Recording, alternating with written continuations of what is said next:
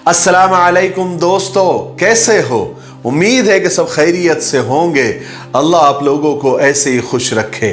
सरकार दो आलम सल्लल्लाहु अलैहि वसल्लम की पूरी जिंदगी पर बनने वाली वीडियो सीरीज जिसका नाम मोहम्मद सबके लिए है सल्लल्लाहु अलैहि वसल्लम, ये उसका 26वां हिस्सा यानी पार्ट 26 है। थोड़ा हम रिकैप कर लेते हैं कि हमने 25वें हिस्से में क्या सुना। हमने 25वें हिस्से में सुना कि हुजूर पाक सल्लल्लाहु अलैहि वसल्लम को सताने में मक्का वालों ने कोई कसर नहीं छोड़ी थी। हजरत अब्दुल्ला बिन मसूद को इसलिए मारा पीटा गया कि वो कुरान पाक की तिलावत कर रहे थे। और फिर हुजूर पाक सल्लल्लाहु अलैहि वसल्लम को तरह तरह की लालच देने की नाकाम कोशिशें भी की गई। फिर एक मीटिंग ली गई और उसमें दो लोगों को तय किया गया कि वो यसरब जाए यानी मदीना जाए और वहां यहूदी आलिमों से मिले, राहिबों से मिले, क्योंकि उनके पास आसमानी किताब तौरेत थी, और उनसे मशवरा करे कि क्या नबी के बारे में वो क्या कहते हैं और आसमानी किताब में क्या लिखा हुआ है, और मोहम्मद के बारे में भी पूछा जाए कि वो इस तरह कर रहा है, और ऐसे क्या सवालात मोहम्मद से किए जाए जिससे वो लोगों के सामने और सारे अरब और सारी दुनिया के सामने झूठा पड़ जाए। नाउजुबिल्लाह मिन ज़ालिक। चलिए अब आगे सुनते हैं। चुनांचे नजर बिन हारिस और उक़बा यहूदी आलिमों से, यहूदी राहिबों से मिलने के लिए यसरब यानी मदीना पहुंचे और उनसे जाकर हुजूर पाक सल्लल्लाहु अलैहि वसल्लम के मुतालिक सारी बातें बताई और कहा कि हम मोहम्मद का क्या करें, हम बहुत परेशान हो गए हैं। आप ऐसा कुछ बोले या ऐसे कुछ सवालात हमको बताएं कि हम जाकर सब लोगों के सामने उससे पूछे और वो जवाब न दे सके और वो झूठा साबित हो जाए और पूरे अरब में और पूरी दुनिया में उसकी बदनामी हो जाए। चुनांचे यहूदी आलिमों ने, राहिबों ने कहा कि जाकर तुम मोहम्मद से 3 सवाल करो। नंबर 1 कि असहाबे कहफ कौन थे, यानी जो गार में जो नौजवान जाकर सोए थे उसके बारे में पूछो। दूसरा सवाल उस सय्याह के बारे में पूछो जो जमीन के मशरिक और मगरिब घूम कर आया था, यानी मशरिक और मगरिब छान कर आया था। और तीसरा सवाल उससे करो कि रूह क्या चीज है। ये तीनों सवालात मोहम्मद से जाकर पूछो और हम यकीन से कहते हैं कि वो जवाब नहीं दे पाएगा और सारे अरब में उसकी नाकामी मशहूर हो जाएगी। अगर वो तुम्हारे सवालों के जवाब दे दे और इन सवालों की तफसील बता दे तो समझो कि वो हकीकत में खुदा का भेजा हुआ रसूल और नबी है। और अगर वो ये इन बातों के जवाब न दे सके तो समझ जाओ कि वो झूठा है। उसके बाद तुम्हें इख्तियार है, तुम जो चाहे उसके साथ मामला करो। जब ये दोनों कासिद वापस आए तो कुरैश ने उनसे मालूम किया कि आलिमों ने क्या कहा, राहिबों ने क्या कहा, तो उन्होंने सारी बात बताई और 3 मुश्किल सवाल लेकर आए यहूदी आलिमों और राहिबों के पास से। वो आकर उन्होंने कुरैश को बताया। अब लोग बहुत खुश हो गए कि आज मोहम्मद को झूठा साबित करने का वक्त आ गया है। नाउजुबिल्लाह मिन ज़ालिक। क्योंकि 3 बड़े मुश्किल सवाल यहूदी आलिमों ने और राहिबों ने दिए थे जो इन्होंने मदीना से यानी यसरब से लेकर आए थे। चुनांचे सब लोगों को जमा किया और हुजूर पाक सल्लल्लाहु अलैहि वसल्लम की खिदमत में पहुंचे और हुजूर पाक सल्लल्लाहु अलैहि वसल्लम के सामने वो 3 सवाल रखे। आप सल्लल्लाहु अलैहि वसल्लम ने फौरन जवाब नहीं दिया बल्कि अल्लाह ताला की तरफ से वही आने का इंतजार करने लगे। चुनांचे थोड़ी देर के बाद खुदावंद आलम की तरफ से आप पर वही नाजिल फरमाई गई और उसमें उन 3 सवालों के जवाब थे जो मक्का वालों ने हुजूर पाक सल्लल्लाहु अलैहि वसल्लम से पूछे थे। चुनांचे अल्लाह तबारक व तआला ने उसके बारे में अपने नबी को बतलाया कि वो असहाब कहफ यानी गार वालों की जमात थी। और दूसरे सवाल के जवाब में अल्लाह तबारक व तआला ने हजरत खिज़र अलैहिस्सलातु वस्सलाम का वाक़या बताया। और तीसरा सवाल रूह के बारे में किया गया था तो अल्लाह तबारक व तआला ने अपने नबी से फरमाया कि उनसे कह दीजिए कि रूह अल्लाह का हुक्म है और आप लोगों को बहुत थोड़ा इल्म दिया गया है। अब आप लोग थोड़ा सा सोच में पड़ गए होंगे कि ये असहाबे कहफ कौन है और गार में कौन गया था और इसका पूरा किस्सा क्या है और हजरत खिजर अलैहिस्सलातु वस्सलाम का क्या वाक़या अल्लाह तबारक व तआला ने बताया और कौन है हजरत खिजर अलैहिस्सलातु वस्सलाम। तो आप बिल्कुल कंफ्यूज ना हो और जरा सा भी आप टेंशन ना ले। इन दोनों के बारे में हम अलग से एक स्पेशल एक वीडियो बनाएंगे जिसमें पूरी तफसील से आपको ये दोनों वाक़यात सुनाएंगे और फिर वीडियो बनने के बाद और अपलोड होने के बाद आपको हम इसकी इत्तला भी करेंगे। तो आप अभी इस वक्त जरा सा भी कंफ्यूज न हो, क्योंकि अगर अभी यहां पर वो वाक़यात हमने बयान कर दिए तो थोड़ा सा टॉपिक अलग हो जाएगा और हम चाहते हैं कि इस सीरीज में सिर्फ सीरत पाक यानी आप सल्लल्लाहु अलैहि वसल्लम की जिंदगी पर ही बात हो, क्योंकि इससे लगकर तो बहुत सारे वाक़यात हैं, फिर वो सारे बयान करने पड़ जाएंगे। इसलिए हम चाहते हैं कि इस सीरीज में सिर्फ हुजूर पाक सल्लल्लाहु अलैहि वसल्लम की जिंदगी पर ही बात हो। बहरहाल जब तीनों सवाल के जवाब मिल गए तो अब मक्का वालों ने तो सीधे सीधे ईमान कबूल कर लेना चाहिए था, लेकिन वो सरकश ही बने रहे, वो गुमराह ही बने रहे। उन्होंने इस्लाम कबूल नहीं किया क्योंकि वो ये सब इस्लाम कबूल करने के लिए थोड़ी कर रहे थे। वो तो हुजूर पाक सल्लल्लाहु अलैहि वसल्लम को झूठा साबित करने के लिए, हुजूर को बदनाम करने के लिए और हुजूर पाक सल्लल्लाहु अलैहि वसल्लम के मिशन को रोकने के लिए सब काम कर रहे थे। और जब बाजी उन पर पलट जाती थी तो जादूगर, नुजूमी, पागल, झूठा, नाउज़ुबिल्लाह ये कहकर वहां से चले जाते थे। ऐसे ही उन्होंने किया। यहां पर जब तीनों सवाल के, तीनों मुश्किल सवाल के जो उनके हिसाब से बहुत मुश्किल थे, जब जवाब दे दिया गया तो नुजूमी, साहिर, जादूगर बोलकर वहां से उठकर चले गए। अब हुआ यह कि हज का मौसम करीब आ रहा था। मक्का वाले परेशान हो गए, उन्हें फिक्र होने लगी क्योंकि हज के लिए दूसरे मुल्कों से भी लोग आते थे। मक्का वालों को इस बात का डर लगने लगा कि कहीं मोहम्मद की बातें, मोहम्मद का कलाम सुनकर लोग धड़ाधड़ इस्लाम में दाखिल ना हो जाए और हम कहीं अकलियत में और माइनॉरिटी में ना आ जाए। आप जरा सोचिए कि उस वक्त के मक्का वालों की प्लानिंग, मशवरे और मीटिंग और साजिश और आजकल के इस्लाम के दुश्मनों के प्लानिंग, मीटिंग कितने सिमिलर और कितने एक जैसे थे। पहले से जब इस्लाम पूरी तरह से फैला भी नहीं था तो इस्लाम को और इस्लाम वालों को और ईमान वालों को खत्म करने की साजिशें चलती आई है। लेकिन इस्लाम में और इस्लाम मजहब में अल्लाह तबारक व तआला ने ऐसी लचक रखी है कि उसको जितना दबाने की कोशिश की जाएगी वो उतना बढ़ता चला जाता है। चुनांचे इन लोगों ने एक बड़ी मीटिंग बुलाई और उसका सदर वलीद बिन मुगीरा को बनाया, क्योंकि वो वलीद सबसे ज्यादा बुजुर्ग किस्म का इंसान था। अब उन लोगों ने सर जोड़कर बैठा और कहा कि हज का मौसम करीब है, लोगों की जमातें बाहर से आएगी, मोहम्मद की बातें सुनेंगी, इसलिए हम एक ही बात चलाएंगे ताकि कोई झूठा साबित ना हो। लोगों ने कहा कि क्या है, क्या बात है, आप बता दीजिए, हम वही चलाएंगे। तो वलीद ने कहा कि सब लोग अपनी अपनी राय दें। तो लोगों ने कहा कि हम ये बात चलाएंगे कि मोहम्मद नुजूमी हैं, यानी गैब की बातें बताता है, ज्योतिषी है, हम ये बात चलाएंगे। तो वलीद ने कहा कि नहीं नहीं, लोग यकीन नहीं करेंगे कि मोहम्मद नुजूमी है और ना वो नुजूमी जैसा दिखता है और ना नुजूमी जैसी बातें करता है। तो फिर लोगों ने कहा कि हम कहेंगे कि मोहम्मद पागल है, नाउज़ुबिल्लाह बिन ज़ालिक।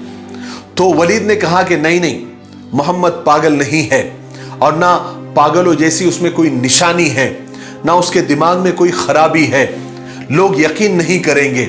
ऐसी बात बोलो कि जिसका लोग यकीन करें। तो लोगों ने राय दी कि हम कहेंगे कि वो शायर है। तो फिर किसी ने कहा कि नहीं नहीं, वो शायर भी नहीं है।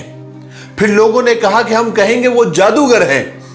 तो वलीद ने कहा मोहम्मद जादूगर भी नहीं है, मुझे तो वो जादूगर भी नहीं दिखता, ना वो जादू करता है, ना तावीज गंडे देता है, ना झाड़ फूक करता है, ना लोगों के हाथ और पैरों में धागे बांधता है।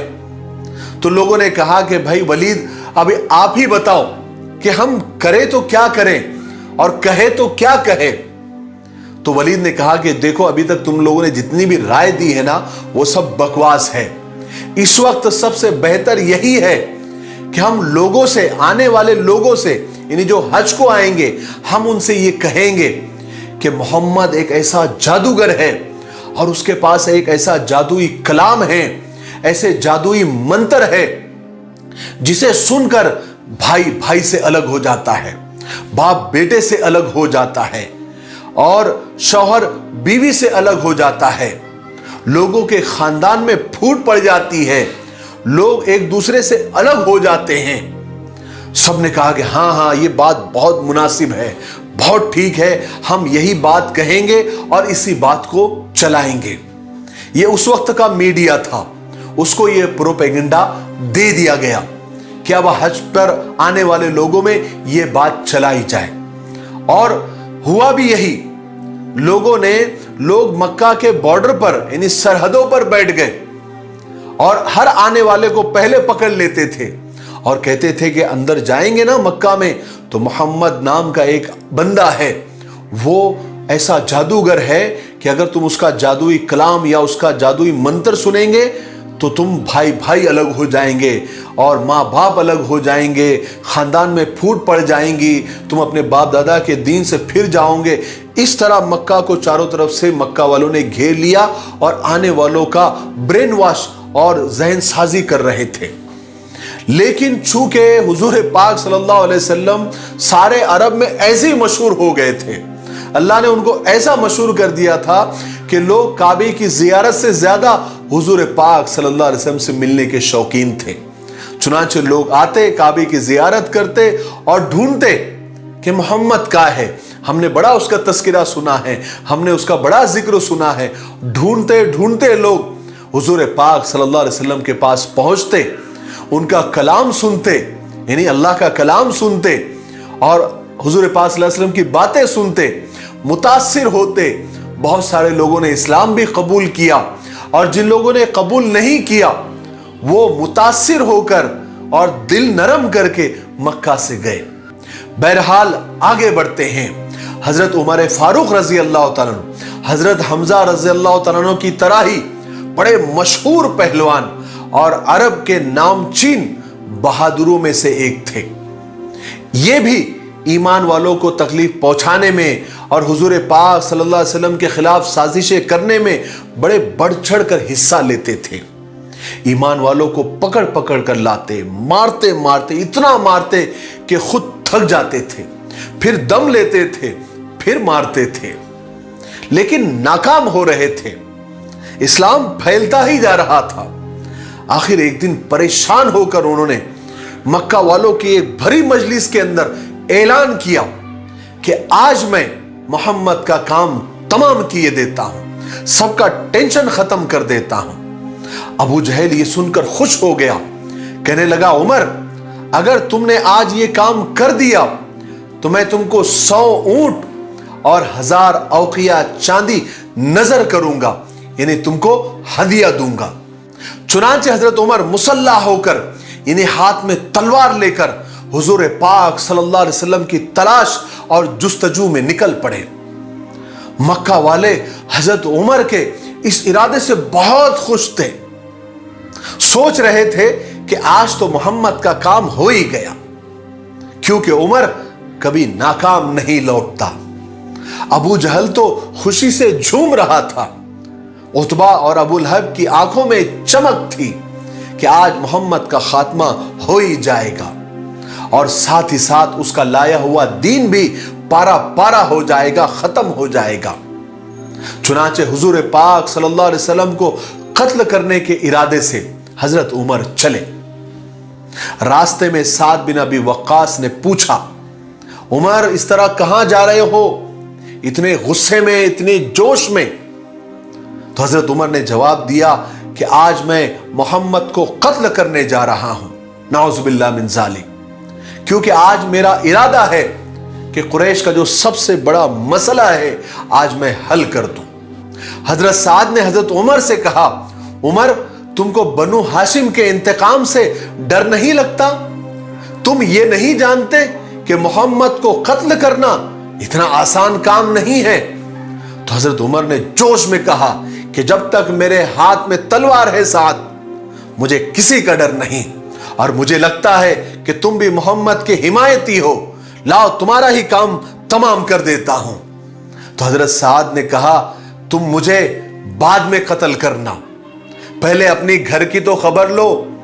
تمہاری بہن ایمان لا چکی ہے اور اسلام تمہارے گھر میں داخل ہو چکا ہے, پہلے اپنی گھر کی خبر لو, چلے ہو محمد کو قتل کرنے.